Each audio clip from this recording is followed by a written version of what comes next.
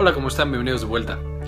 Espero se lo estén pasando bien. Hoy ya sabrán, es el Día Internacional de la Diabetes. Entonces vamos a hablar evidentemente de la diabetes. Vamos a hablar de qué la causa, qué es lo que podemos hacer para prevenirla y una vez que la tenemos, qué hacemos para que no nos afecte tanto y un poco cuál es el tratamiento.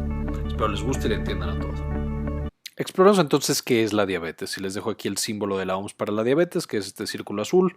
Yo tampoco sabía que eso era, pero al parecer sí existe. ¿Qué es la diabetes? Ya lo sabemos, es una enfermedad hormonal.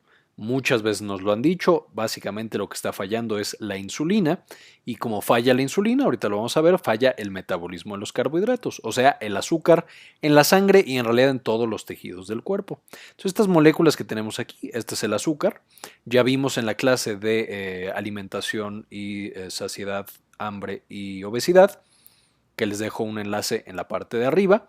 Ahí mencionamos que el azúcar pues es esencial para todas nuestras células y todos nuestros procesos funcionales, entonces siempre lo necesitamos. El problema es que la insulina, ahorita lo mencionamos más a detalle, pero es un regulador muy importante. Cuando falla, esta azúcar o esta glucosa que tenemos en el cuerpo aumenta de manera muy importante y sin ningún control. ¿Qué tan grande es el problema? Bueno, ya que le toca un día internacional y la OMS lo reconoce, es porque más o menos 422 millones de personas la padecen. Es ya prácticamente una de las principales causas de muerte en el mundo. Por ejemplo, en el 2012 causó 1.5 millones de muertes directas y la hiperglucemia causó otras 2.2 millones de manera indirecta. ¿Qué son estas indirectas? Desde infartos al corazón, infartos al cerebro y algunas otras patologías. Por esto mismo aumenta de 2 a 3 veces el riesgo de infartos tanto de corazón como de cerebro y está entre las principales causas de ceguera, insuficiencia renal y amputación no traumática. O sea, causas por las cuales dejamos de ver, los riñones dejan de funcionar o nos tienen que amputar partes del cuerpo, principalmente los pies, que no sea asociado a algún trauma, principalmente por automóvil. Entonces, esta es la diabetes. Ahora, ¿qué es lo que lo causa? Vamos a ver. Nosotros evidentemente comemos. Esa es la manera en la cual nosotros obtenemos la glucosa y en general la energía. Entonces, cuando nosotros nos llevamos la comida a la boca, la tragamos, la masticamos, llega a nuestro estómago. El estómago se sigue digiriendo y una vez que llega al intestino lo empezamos a absorber. ¿Qué significa que lo absorbimos? Significa que deshicimos eso que nos comimos, por ejemplo, el plátano o el tomate o la carne que nos llevamos a la boca. Llega al intestino ya hecho pedazos muy pequeños y esos pedazos muy pequeños pasan a la sangre. Pasan muchas cosas, carbohidratos, lípidos, etcétera, pero nos vamos a enfocar en la glucosa, en los carbohidratos que contenía la comida. Entonces, por ejemplo, de ese rico plátano que nos comimos, una gran cantidad de azúcar, de fructosa y de glucosa van a llegar a nuestra sangre. Y en nuestra sangre, evidentemente, lo que tiene que pasar es que estas moléculas de glucosa llegan a nuestras células, salen de la sangre, y entonces las células muy contentas se la comen, la metabolizan y producen energía. Entonces, si estas coloridas células fueran, por ejemplo, de el músculo, pues entonces ya podríamos contraerlo y caminar y correr y lo que sea. Si fueran del corazón, pues ya puede latir y ya puede hacer todas las cosas que necesita hacer. Si fueran neuronas, o sea, del cerebro, ya podríamos pensar y mandar información, etcétera, etcétera. Entonces, una vez que nosotros tenemos estas moléculas de glucosa, la célula hace lo que tiene que hacer. Sin embargo, evidentemente, no toda la glucosa se va a las células. Algo de esa glucosa sobra, se queda en la sangre. Y entonces hay un órgano muy especial que es el páncreas, que recibe la señal de esta glucosa que sobró en la sangre y dice, mira, no sobró, vamos a guardarla para la próxima vez. ¿Qué tal que la próxima vez no encontramos este rico plátano que nos comimos? Y entonces empieza a liberar una hormona, que ya adivinarán, se llama insulina. Esta insulina entonces es la señal para guardar toda la energía que sobró. Ya que todas mis células comieron y ya que todas están haciendo sus funciones, vamos a guardar toda la glucosa que sobró. ¿Dónde la vamos a guardar? La insulina va viajando por todo el cuerpo y entonces, ¿dónde puedo guardar tanta energía? Porque el plátano tenía mucha energía y yo no la usé toda. Pues vamos a ver que se puede guardar el depósito más importante y más grande, va a ser el tejido adiposo, la grasita que tenemos en la barriga y en otros lados. Y ahí la única cosa es que el cuerpo tiene que transformar a través de muchos procesos bioquímicos este azúcar, esta glucosa, la tiene que transformar en grasita. y entonces esa grasa entra en el tejido adiposo y ahí se queda para más adelante, si la necesitamos, volver a convertirla en energía y volver a utilizarla. Otro lugar importante de almacenamiento es el músculo. En el músculo hay la ventaja de que se almacena directamente como glucosa, entonces es fácil y es rápido. Y tenemos también el hígado, que puede almacenar tanto como grasita o como glucosa. Entonces esos son los 3 sitios que nosotros tenemos donde se puede almacenar esa energía que sobró porque comimos de más, por ejemplo. O porque tuvimos poca actividad. Digo, si me como 10 plátanos y me quedo acostado todo el día, probablemente algo de esa energía sobre y entonces se va a almacenar. Ahora, ¿qué es la diabetes en particular? Ya vimos que cuando comemos, la energía que sobra se mete a las células y se guarda en la grasa, el músculo y el hígado a través de la insulina. La diabetes básicamente, ya quedamos, es una enfermedad en la cual la insulina no funciona bien.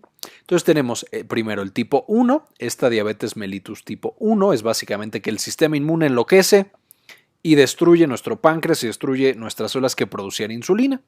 Entonces como ya no tenemos insulina, por más que la glucosa sobre, no puede entrar a las células para almacenarse, para comer sí, o sea, las células siguen funcionando, las neuronas siguen liberando mensajes, el músculo sigue contrayéndose, porque si no, moriríamos inmediatamente, pero se empieza a almacenar esta glucosa en la sangre. Cada vez hay más y hay más y hay más hasta que alcanza niveles tóxicos. Ahorita vamos a mencionar cómo es esto. La diabetes mellitus tipo 2, que es la más prevalente, esta es la que no le da a los jóvenes, la otra, la autoinmune, pues da desde jovencito, porque el sistema inmune se vuelve loco temprano. Pero la diabetes mellitus tipo 2 es la que más conocemos y es la que asociamos a haber comido demasiado. Ya quedamos que cada vez que nos sobra energía, por ejemplo, si ya nos comemos los 10 plátanos y además le entramos con singular alegría al refresco de los tamales, pues sobra mucha más energía. Entonces, evidentemente, esa energía de nuevo se guarda en músculo y en hígado, pero también se guarda bastante en tejido adiposo. Y entonces el tejido adiposo crece y crece y crece más y crece más.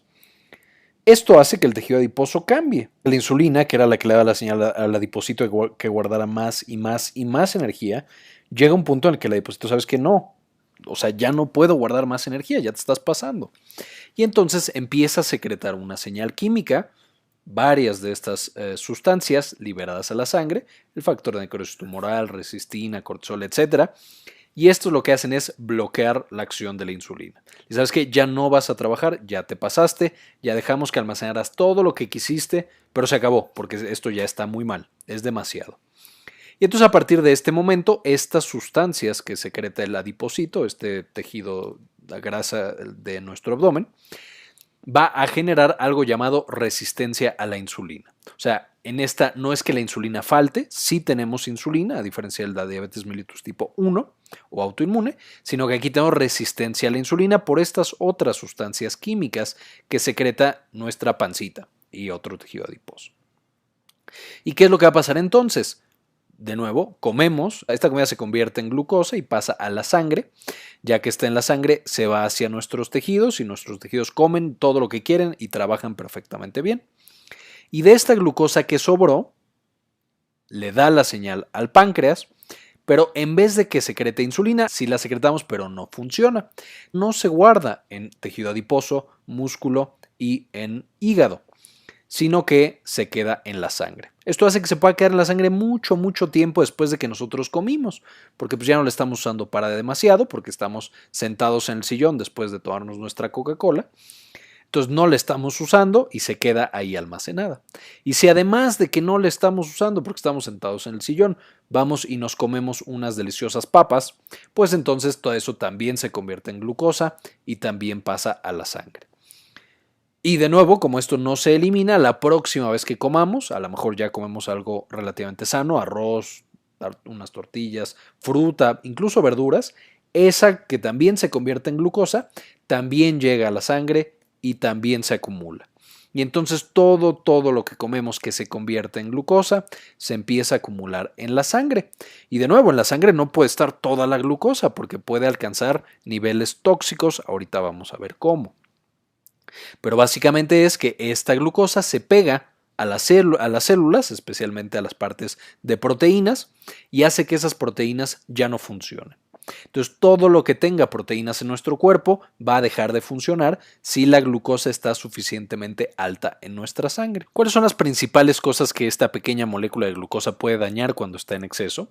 Primero, los vasos sanguíneos pequeñitos, los muy pequeñitos.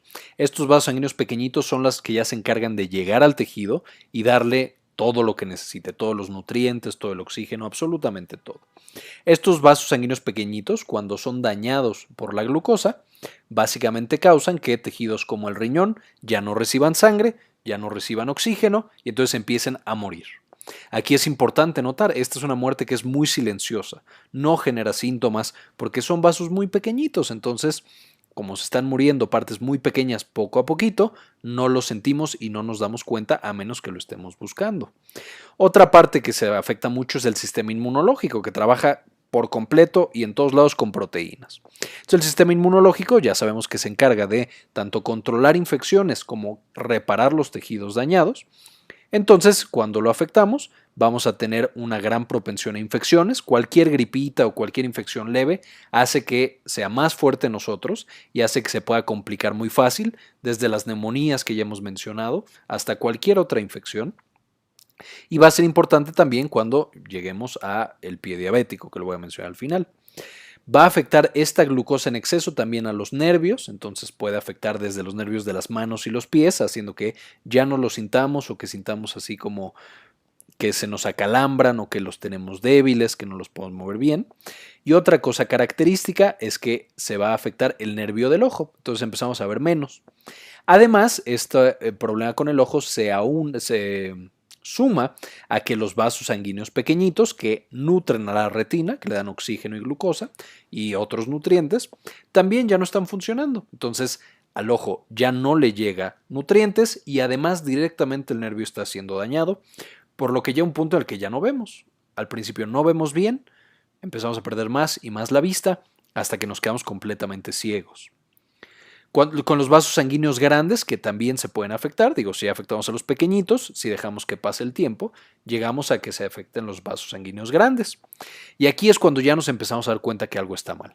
¿Por qué? Porque el paciente o nosotros empezamos a tener infartos en el corazón o infartos en el cerebro.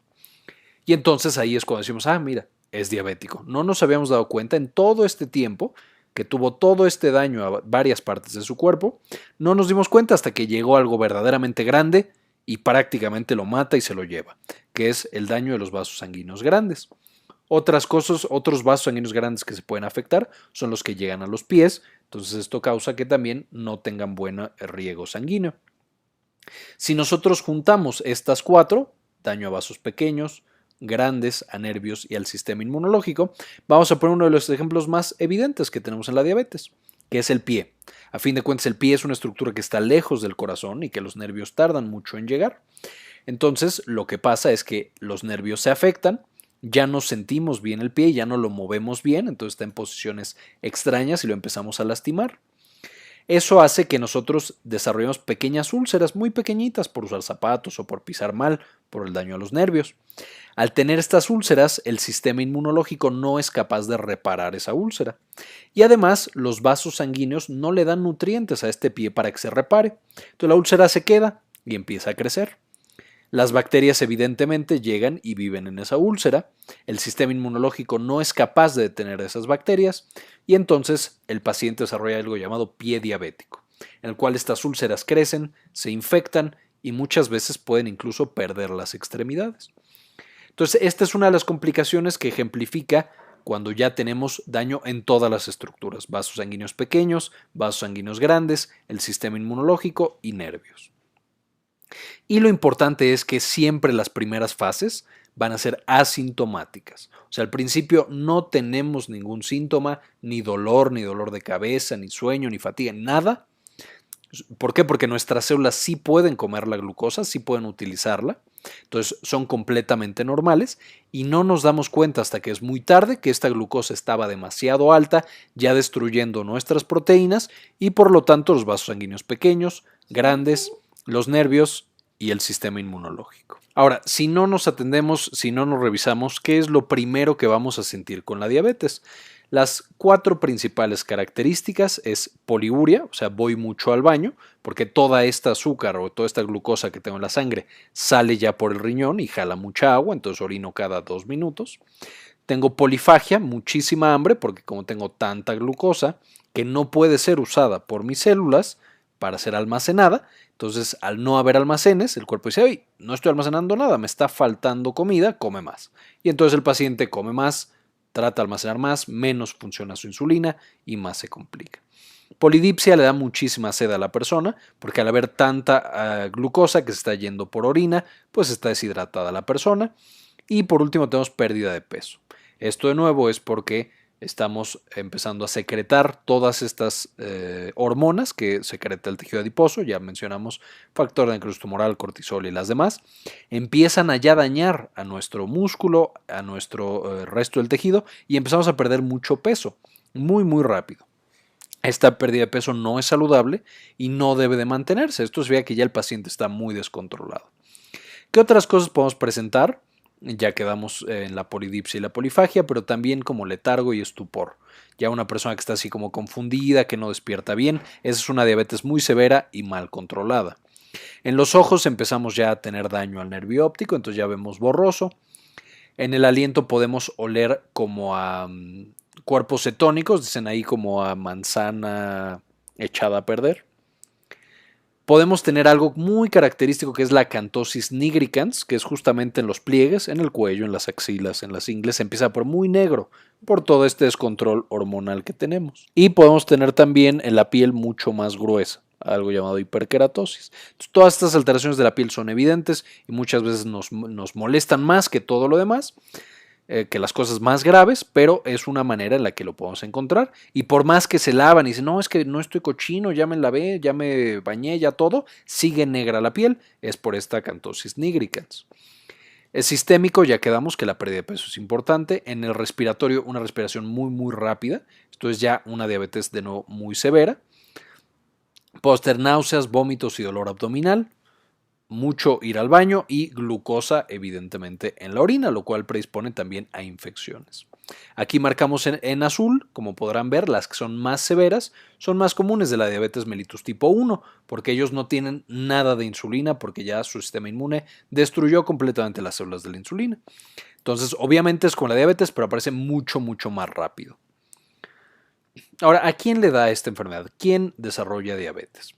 Evidentemente ya lo hemos escuchado muchas veces, vamos a repetirlo, el sobrepeso y la obesidad, ya quedamos que mientras más tejido adiposo, de repente estos empiezan a secretar las sustancias que bloquean la insulina y generan la resistencia a la insulina. Además, la falta de actividad física, si el músculo es uno de los principales sitios que almacena energía y no utilizamos esa energía, el músculo también puede favorecer que haya resistencia a la insulina. Podemos tener también las personas que tienen lípidos elevados, o sea, que comen mucha grasa y que por otras razones tienen descontrol de sus lípidos.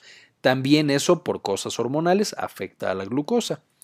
La edad, mientras más años tenemos, más probable es de que aparezca la diabetes, porque cambian nuestras hormonas, baja la cantidad de ejercicio que hacemos, muchas veces ya no comemos tan bien, etc.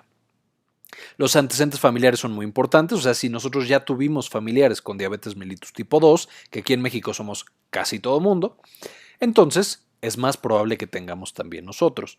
Y aquí en antecedentes familiares no es solamente los que hayan tenido diabetes mellitus tipo 2, sino pueden ser también otras enfermedades parecidas, como diabetes durante el embarazo, llamada diabetes gestacional, o alguien que haya tenido, alguna mujer que haya tenido quistes en los ovarios. Entonces, cualquiera de nuestra familia que haya tenido alguna de estas, nosotros tenemos más riesgo de diabetes. Evidentemente, las mujeres embarazadas, por las hormonas que tienen, ya lo vimos en la clase de fisiología del embarazo, pero tienen resistencia a la insulina de manera natural. Entonces, si de manera natural tienen un poco de resistencia, una persona que ya tiene mucho tejido adiposo, tiene mucha más resistencia y ya tiene diabetes. Las mujeres con quistes en los ovarios también tienen muchos descontroles hormonales y pueden llegar a diabetes. Y las personas que toman algunos medicamentos, principalmente los esteroides o los antipsicóticos, son los principales que generan diabetes y también generan aumento de peso. Entonces también si vamos a tomar estos medicamentos por mucho tiempo, hay que estar muy pendientes porque podemos desarrollar diabetes. Ahora, ¿cómo se diagnostica? ¿Cómo sé si yo tengo diabetes o cómo el médico, que es el que hace el diagnóstico, va a saber si tengo diabetes o no? Hay varias pruebas, 4 principales, pero básicamente lo que demuestran es que la glucosa está muy elevada en mi sangre y dura mucho tiempo ahí. O sea, no se está almacenando porque ya quedamos que la insulina no la guarda donde debe guardarla. Entonces, ¿qué pruebas tenemos? Una de las más usadas es la curva de tolerancia a la glucosa oral, o sea, hacemos que tomen X cantidad de glucosa y lo medimos 2 horas después y si está demasiado elevado o si dura demasiado, eso ya es diabetes porque esa insulina no está funcionando. Si la persona lleva 8 horas sin comer y su glucosa está muy alta, significa que la última comida se quedó demasiado tiempo en la sangre, de nuevo, la insulina no funciona. Si la glucosa está demasiado elevada en cualquier momento del día, o sea que ya está alcanzando niveles tóxicos, pues evidentemente ya es diabetes porque ya está generando esta toxicidad por glucosa. Y una prueba que se llama hemoglobina glucosilada, que básicamente mide una proteína que está en la sangre, entonces esa proteína siempre está conviviendo con el azúcar. Entonces, si esa hemoglobina está demasiado pegada a la glucosa, o sea, demasiadas moléculas de glucosa se le pegaron, es que la glucosa estuvo muy alta. Veremos que el de las pruebas que más se están usando ahorita para monitoreo y para todo es justo esta, la hemoglobina glucosilada, que es bastante precisa y nos dice qué tan elevada estuvo la glucosa en los 3 meses anteriores, lo cual es muy bueno. Ahora, tratamiento. Aquí les pongo más o menos cómo es el tratamiento. Esto evidentemente debe hacerlo un médico. Entonces, cualquier duda o cualquier otra cosa, tienen que visitar a su médico para que les diga cuál es el que más les conviene. Y cuando hablen con su médico, no olviden siempre que la base del tratamiento, si quedamos que las células del tejido adiposo, la grasita de la barriga, es la que más genera estas sustancias que generan resistencia a la insulina, pues tenemos que deshacernos de esa grasita. Tenemos que hacer dieta y tenemos que hacer ejercicio. Esto va a hacer que vayamos consumiendo menos glucosa, entonces disminuye la toxicidad por glucosa. También la dieta hace que bajemos de peso, entonces eso disminuye las hormonas que hacen que la insulina deje de funcionar. Y el ejercicio, además de que es bueno para el corazón y para el cerebro, hace también que se gaste la energía del músculo y disminuya la resistencia a la insulina. Ahora, además de estas dos que todos los pacientes deben tener, no importa qué tan avanzado o qué tan empezando estén con su diabetes, siempre deben tener estas dos. ¿Qué otra cosa puede recetar el médico? A lo mejor una cosa llamada metformina. Esto le ayuda a la insulina a trabajar. O la glibenclamida, que obliga al páncreas a secretar más insulina, con por supuesto el riesgo de que si mi insulina ya no sirve, ¿de qué me sirve secretar más? Pero bueno, ambas pueden ser usadas en pacientes diferentes. Tenemos otras hormonas, se pueden administrar unas que se llaman incretinas, que estas lo que hacen es que le ayudan a la insulina a funcionar mejor, igual que la metformina. Y si nada de esto funciona, directamente lo que hacemos es aplicar insulina.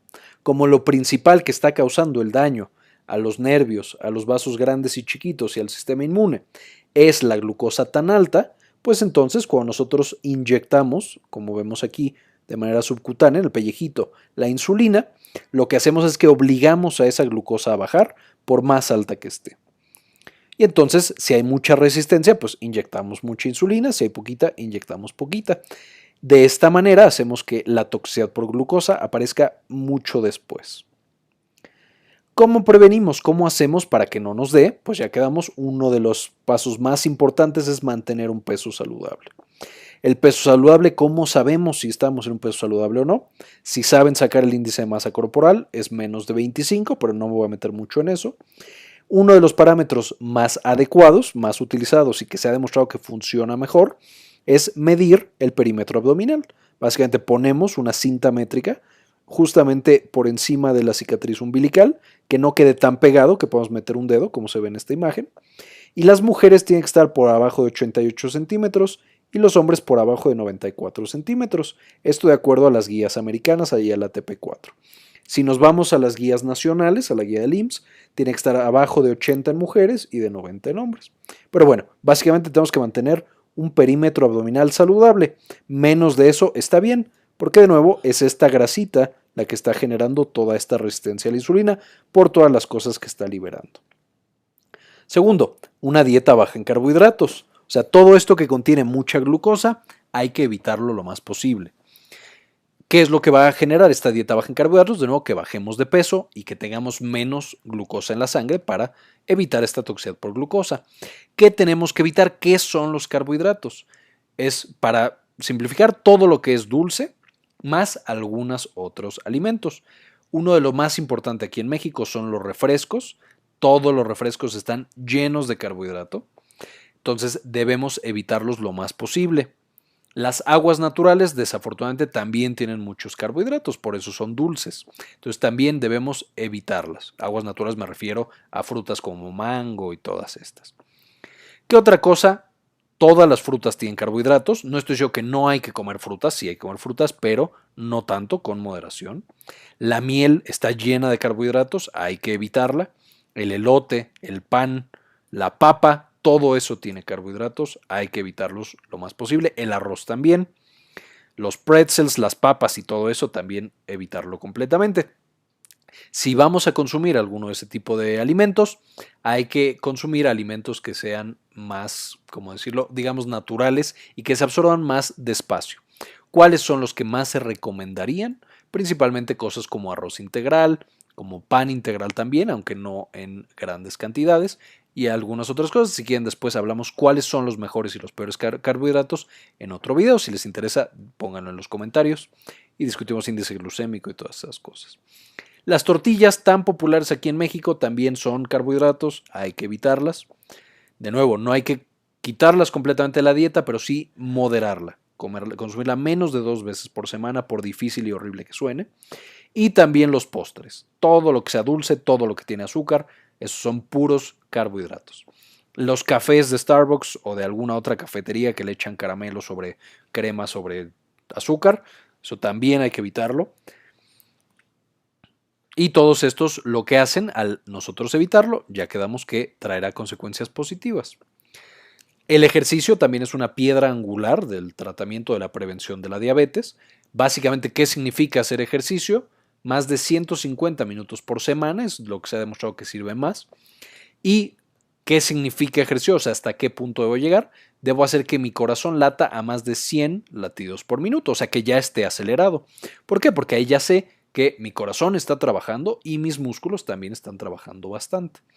Eso es el ejercicio. Más de 150 minutos por semana, más de 100 latidos por minuto cada sesión de ejercicio.